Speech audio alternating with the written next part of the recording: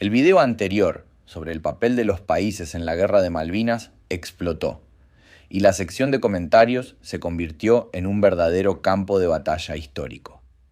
Entre los cientos de mensajes, muchos usuarios de países vecinos empezaron a reclamar y a acusar directamente a la Argentina de haber cometido otras traiciones en el pasado, que si le robamos la Patagonia a Chile, que si destruimos a Paraguay, que si le dimos la espalda a Uruguay, o que si apuñalamos a Perú vendiéndole armas a su enemigo.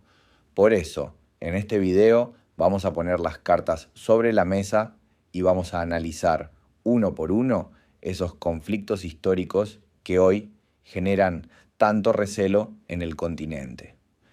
Mi objetivo es tratar este tema con la mayor objetividad posible, basándome estrictamente en datos, mapas y documentos oficiales de la época. Eso sí, les hablo desde Buenos Aires y soy argentino, así que si en algún momento se me escapa una pizca de subjetividad, espero que sepan entenderlo. La idea de este canal es aprender juntos. Por eso, los invito a dejar sus opiniones acá abajo, pero siempre debatiendo con datos y sobre todo con el máximo respeto. ¿Es Argentina un país traidor o la historia fue distorsionada con los años? Prepárense, porque hoy desarmamos los mitos del continente. Empezamos. El primer gran reclamo que inunda las redes sociales proviene de muchos usuarios chilenos, quienes sostienen que Argentina aprovechó su debilidad para robarle la Patagonia en 1881. Para entender la realidad hay que viajar a la época colonial. Ni España ni las nacientes repúblicas del siglo XIX tenían mapas precisos de los millones de kilómetros del sur continental. Tanto Buenos Aires como Santiago de Chile reclamaban derechos sobre esas tierras basados en documentos coloniales difusos y superpuestos, pero ninguno ejercía un control real sobre el territorio indígena. El fantasma de una guerra total era inminente. Sin embargo, en 1881, ambos países decidieron resolverlo por la vía pacífica y diplomática, firmando el Tratado de Límites. Lejos de ser un robo, fue una negociación de mutua renuncia. Chile prefirió asegurar el control absoluto del Estrecho de Magallanes y los canales fueguinos, claves para el comercio marítimo mundial. A cambio, aceptó que la frontera norte y central se fijara bajo el principio de las altas cumbres de la cordillera de los Andes que dividen las aguas, dejando la llanura oriental para Argentina. Pero el reclamo chileno en los comentarios no se queda en el siglo XIX. Muchos recuerdan con enojo el año 1978, acusando a la Argentina de planear una invasión. Y ese hecho sí es real. Bajo el nombre de Operación Soberanía, la dictadura militar argentina planificó una invasión armada para tomar las islas Picton, Nueva y Lennox en el canal Beagle. Ambos países movilizaron miles de soldados a las fronteras heladas del sur. Los tanques estaban listos y las flotas navales navegaban en rumbo de colisión directa en el océano. Apenas unas horas antes de que comenzaran los disparos en diciembre de ese año, la intervención de último minuto del Papa Juan Pablo II logró frenar la guerra. Este clima de extrema tensión y desconfianza mutua de 1978 fue, de hecho, lo que llevó a la dictadura de Pinochet a apoyar en secreto a los británicos en Malvinas 4 años después. Como vemos, no hubo un robo territorial, pero sí una escalada militar muy peligrosa que dejó profundas heridas en la memoria de ambos pueblos. Pero las sospechas de los usuarios chilenos en el chat van todavía más atrás en el tiempo, apuntando a un complot continental que se remonta a la década de 1870. Se refieren al polémico Pacto Secreto de 1873.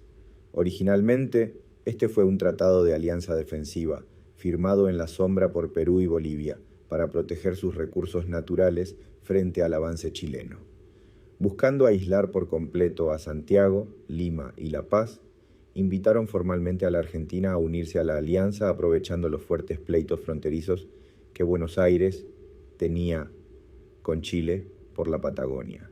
La propuesta avanzó tanto que la Cámara de Diputados de Argentina aprobó la adhesión al pacto secreto e incluso destinó fondos militares millonarios para prepararse ante una inminente guerra.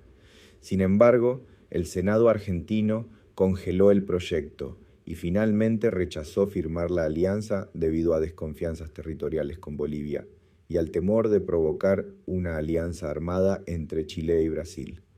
Años después, cuando estalló la sangrienta Guerra del Pacífico en 1879, Perú volvió a ofrecerle territorios a Argentina a cambio de entrar a combatir contra Chile. Pero una vez más, Argentina eligió mantenerse neutral, priorizando la vía pacífica que derivó en el Tratado de Límites Definitivo de 1881. Para el nacionalismo chileno, la mera existencia e intento de ese pacto tripartito se sintió como una puñalada por la espalda que justificó décadas de recelo geopolítico. El siguiente gran foco de debate en las redes nos lleva a Paraguay.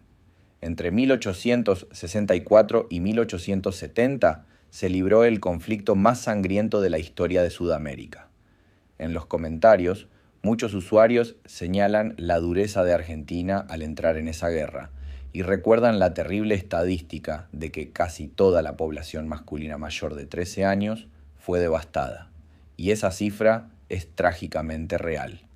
Hacia el final del conflicto, debido a la negativa de rendirse del líder paraguayo Francisco Solano López, se llegaron a reclutar niños de entre 12 y 14 años que combatían usando barbas postizas en batallas desgarradoras como la de Acostañú.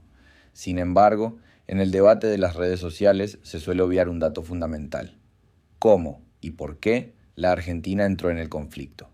El detonante directo fue una invasión paraguaya a nuestro propio territorio. Ante la negativa del presidente Bartolomé Mitre de permitir que las tropas paraguayas cruzaran por Corrientes para atacar a Brasil, Francisco Solano López invadió la provincia argentina por la fuerza y sin una declaración de guerra previa. Las tropas paraguayas capturaron la ciudad de Corrientes, saquearon la población civil y secuestraron a las esposas de los principales funcionarios locales, en un episodio trágico recordado en la historia argentina como el de las cautivas correntinas. Esta agresión directa en suelo propio obligó a la Argentina a involucrarse en una guerra que inicialmente le era ajena, firmando el Tratado de la Triple Alianza junto a Brasil y Uruguay. Al terminar el conflicto, el mapa paraguayo fue rediseñado y la Argentina incorporó definitivamente los territorios de la actual provincia de Formosa y parte de Misiones. Pero la disputa más grande no era Formosa, sino el control del gigantesco territorio del Chaco Boreal. En lugar de anexarlo por la fuerza militar, ambos países decidieron resolverlo mediante la vía legal. En 1876, Buenos Aires y Asunción acordaron someter la decisión final a un arbitraje internacional neutral, dejando el destino de esa enorme porción de tierra en manos del presidente de los Estados Unidos. En 1878, el mandatario norteamericano Rutherford Hayes dictó un fallo histórico otorgándole la soberanía absoluta del Chaco Boreal a Paraguay. Pese a haber ganado la guerra militarmente y estar ocupando el territorio de manera fáctica, Argentina acató el laudo adverso de inmediato. Retiró sus tropas y devolvió las tierras sin protestar. Como muestra de gratitud eterna por salvar su territorio, Paraguay bautizó a la zona como Departamento Presidente Hayes. Si este video te está gustando y tenés ganas de que haga más y mejor contenido, te invito, te pido y te suplico que dejes un like y te suscribas a todas esas cosas y más. También te comento que podés hacerte miembro para ayudar al canal. Tenés 2 niveles. El primero es Argento, con el que colaboras con 2.800 pesos al mes y tenés insignias y emojis exclusivos. Ahora, si te parece que este canal es lo mejor que te pasó en la vida y además te sobra la plata, podés suscribirte al nivel Argento Supremo por 3.500 pesos al mes. Con esa suscripción, además tenés acceso a contenido totalmente exclusivo. Te dejo el link en la descripción para que optes por alguna de las 2 opciones. Dicho esto, y agradeciendo tu atención, Seguimos con el video. Leyendo los comentarios del video de Malvinas, recordé que hace un tiempo publiqué un short sobre la isla Martín García, en el que varios usuarios uruguayos quisieron hacerme notar el hecho de que supuestamente era territorio robado por Argentina. Cruzando el río, la relación con nuestros hermanos uruguayos hoy es excelente, pero viendo que recordaron esta vieja disputa por el control del agua y los puertos, se me ocurrió que era un buen momento para hablar sobre esto. Para entender por qué Argentina y Uruguay se disputaron la isla Martín García y el paso del río, hay que retroceder a los mapas de la época colonial. La isla fue descubierta por Juan Díaz de Solís en 1516 y por su ubicación estratégica justo en la desembocadura de los ríos Paraná y Uruguay, se convirtió en una verdadera joya militar. Durante siglos, el Río de la Plata fue la frontera sangrienta entre el Imperio español asentado en Buenos Aires y el Imperio portugués, que fundó Colonia del Sacramento justo enfrente. Quien lograra fortificar Martín García controlaba el acceso a la cuenca del Plata, la gigantesca autopista fluvial que permitía comerciar con el interior de Sudamérica. Tras la independencia, tanto Uruguay como Argentina heredaron los reclamos territoriales basados en la geografía. La isla está a solo 3 kilómetros de la costa uruguaya y separada de Argentina por un canal profundo. Siguiendo la lógica del canal principal de navegación, la isla debió ser uruguaya, pero a su vez Argentina la ocupaba militarmente desde 1814 tras la victoria naval de Guillermo Brown, varios años antes de la independencia de Uruguay.